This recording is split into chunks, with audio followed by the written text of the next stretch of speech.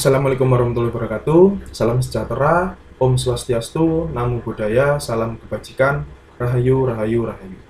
Dalam pitching video kali ini, kami akan mempresentasikan hasil diskusi kelompok kami, yaitu kelompok 9, tentang Capstone Project dengan tema prediksi nilai ekspor-impor yang diselenggarakan oleh PT Mari Belajar Indonesia Cerdas dari Program Studi Independen Kampus Merdeka. Sebelumnya, perkenalkan anggota kelompok kami. Untuk yang pertama, yaitu saya sendiri, Iqbal Afarisi dari Universitas Negeri Surabaya, dan rekan saya, Revita Setianingsih dari Universitas Lampung. Kami berdua berasal dari track Cloud Administrator. Baik, definisi masalah. Untuk yang pertama, pada era globalisasi seperti sekarang ini, kita pasti sudah tidak asing lagi dengan kegiatan perdagangan internasional, yaitu ekspor-impor. Kegiatan perdagangan yang hampir setiap negara pasti melakukannya. Kegiatan tersebut pastinya membutuhkan perhatian khusus dari pemerintah, mengingat kemungkinan keberagaman masalah yang dapat terjadi. Seperti contoh adalah di poin kedua. Sederhananya adalah seperti ketika kita sedang melakukan pembelian barang dari luar negeri menggunakan suatu platform e-commerce tertentu. Tanpa sadar kita telah melakukan kegiatan impor. Sebaliknya juga ketika kita menjual barang ke luar negeri, tanpa sadar kita juga telah melakukan kegiatan ekspor. Di sini kita juga dapat mengetahui pengertian ekspor-impor secara dasar, yaitu untuk yang pertama, kegiatan ekspor dapat diartikan sebagai kegiatan perdagangan mengeluarkan barang dari dalam negeri ke luar negeri dengan memenuhi ketentuan dan peraturan yang berlaku. Dan selanjutnya adalah kegiatan impor yang dapat diartikan sebagai kegiatan perdagangan dengan cara memasukkan barang dari luar negeri ke dalam negeri dengan memenuhi ketentuan dan peraturan yang berlaku. Kemudian di sini kita juga dapat mengetahui beberapa manfaat yang pasti dari kegiatan ekspor-impor. Antara lain, untuk kegiatan ekspor, yang pertama menumbuhkan industri dalam negeri, yang kedua mengendalikan harga produk, dan yang ketiga menambah devisa negara. Untuk kegiatan impor, yang pertama memenuhi kebutuhan dalam negeri, yang kedua memperkuat neraca pembayaran dan mengurangi keluarnya devisa negara, dan yang ketiga mendukung stabilitas negara. Selanjutnya, di sini kami memiliki total 10 komoditas yang terdiri dari 5 komoditas untuk ekspor dan 5 komoditas untuk impor, yang dimana dari 10 komoditas tersebut diambil dari BPS atau Badan Pusat Statistik Indonesia. Komoditas yang kami pilih untuk kegiatan ekspor antara lain yang pertama, yaitu buah-buahan, yang kedua kopi, yang ketiga lada hitam, yang keempat lada putih, dan yang terakhir minyak kelapa sawit. Sedangkan komoditas yang kami pilih untuk kegiatan impor antara lain, yang pertama aluminium, yang kedua buah-buahan, yang ketiga minyak bumi, yang keempat tembaga, dan yang terakhir adalah tembakau.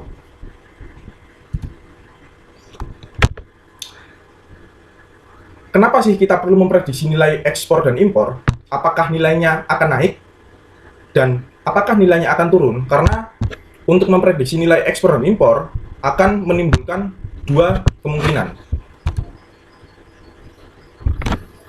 Nah, di samping itu, apakah ada faktor lain sih yang mempengaruhi? Karena mengingat tahun 2020 terjadi pandemi COVID-19 selama kurun waktu kurang lebih 2 tahun. Hal tersebut juga menjadi pertimbangan analisis guna mengetahui pertumbuhan ekspor-impor yang terjadi di Indonesia. Baik, berdasarkan jurnal yang berjudul Analisis Perkembangan Ekspor-Impor Barang Ekonomi di Provinsi Sumatera Utara, kami mengutip bahwasannya jurnal tersebut bertujuan untuk menganalisis serta mengetahui perkembangan ekspor dan impor di suatu daerah melalui indikator nilai ekspor-impor, neraca, dan rasio perdagangan. Pada jurnal tersebut, teknik yang digunakan adalah analisis data deskriptif kualitatif. Dengan diperoleh kesimpulan, yang pertama, kinerja ekspor-impor kelompok barang ekonomi Provinsi Sumatera Utara menunjukkan suatu peningkatan dan perbaikan yang bisa dilihat dari peningkatan volume dan nilai ekspor kelompok barang ekonomi. Penurunan volume dan nilai impor barang ekonomi secara rasio perdagangan luar negeri yang cenderung mengalami peningkatan. Nah, kami juga mengutip jurnal lainnya yang berjudul Analisis Pengaruh Ekspor dan Impor terhadap Pertumbuhan Ekonomi di Indonesia. Dalam jurnal tersebut, bertujuan untuk menganalisis pengaruh ekspor dan impor terhadap pertumbuhan ekonomi di Indonesia dalam jangka panjang maupun jangka pendek. Dalam jurnal tersebut menggunakan teknik analisis regresi dengan metode ECM atau Error Correction Model. Dengan diperoleh kesimpulan yang pertama, dalam jangka panjang jumlah ekspor dan jumlah impor bersama-sama berpengaruh signifikan terhadap pertumbuhan ekonomi yang ada di Indonesia. Dan yang kedua, dalam jangka pendek, ekspor berpengaruh positif dan signifikan terhadap pertumbuhan ekonomi, sedangkan impor berpengaruh negatif dan signifikan pada jangka pendek. Baik, untuk selanjutnya akan dijelaskan oleh rekan saya, Revita Setianingsih. Silakan. Baik, untuk yang selanjutnya, solusi yang sudah ada, jurnal ketiga yaitu pengaruh ekspor, impor, nilai tukar rupiah, dan tingkat inflasi terhadap cadangan devisa Indonesia. Jurnal ini bertujuan untuk mengetahui dan menganalisis pengaruh ekspor, impor, nilai tukar rupiah, dan tingkat inflasi terhadap cadangan devisa Indonesia baik secara simultan maupun secara parsial. Adapun hasil yang diperoleh yaitu secara simultan seluruh variabel yang dianalisis baik ekspor, impor, nilai tukar rupiah, dan tingkat inflasi berpengaruh terhadap cadangan devisa Indonesia. Sedangkan secara parsial, ekspor berpengaruh positif terhadap dan signifikan terhadap cadangan devisa Indonesia. Tingkat inflasi berpengaruh negatif dan signifikan untuk impor dan nilai tukar rupiah tidak berpengaruh terhadap cadangan devisa Indonesia. Adapun solusi yang kami usulkan yaitu analisis regresi linear prediksi nilai ekspor dan impor menggunakan Azure Machine Learning Studio dan juga visualisasi data menggunakan Power BI untuk kelima komoditas yang dipilih. Adapun menurut konsultan data penelitian dan ArcGIS tahun 2020, regresi linear itu sendiri adalah suatu metode statistik guna mencari tahu hubungan antara variabel terikat atau Y dengan satu atau lebih variabel X. Untuk alur kerjanya, pertama-tama kami mengumpulkan data. Data yang dikumpulkan yaitu data dari Badan Pusat Statistik. Kami mengumpulkan 5 komoditas untuk ekspor dan 5 komoditas untuk impor. Kemudian, kami mengelompokkan data berdasarkan kategori. Jadi, kelima komoditas ekspor dan kelima komoditas impor tadi dikelompokkan atau disatukan, ekspor dan impor dengan impor, namun tetap diberikan label komoditasnya. Kemudian membuat Azure Machine Learning Workspace. Pada portal Azure, kami membuat sebuah resource Azure Machine Learning untuk Azure Machine Learning guna Azure Machine Learning-nya bisa diakses. Kemudian membuat compute cluster. Di sini bertujuan untuk berkolaborasi dengan tim, yaitu pekerjaan bisa diakses oleh anggota tim lain pada Azure Machine Learning Studio. Kemudian upload data ke Azure Machine Learning Studio gunanya untuk mengakses data saat kita akan melakukan analisis. Selanjutnya, membersihkan data yang kosong. Untuk tindakannya, data yang kosong akan dihapus atau baris yang tidak memiliki value nantinya akan dihapus.